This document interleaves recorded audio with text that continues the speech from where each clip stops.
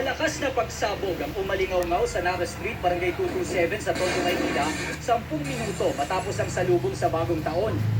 Sa lakas ng pagsabog, wasak ang bahagi ng ilang bahay na halos katabi lang mismo ng Barangay Hall. Kagabi, bakit siya malulusos sila, no? Sa pagsabog. Sinubukan namin makipag-ugnayan sa isa sa mga may-ari ng bahay pero tumanggi siyang humarap sa kamera. Ayon sa barangay, hindi pa nila matukoy kung anong uri ng paputok ang sumabog. Pero isang lalaki raw ang nakitang nakatambay sa tapat ng mga nasirang bahay ilang segundo bago ang insidente. Nakakulay itim.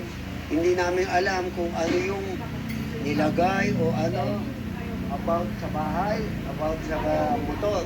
Tingin ko, paputok talaga. Kaya lang, malakas.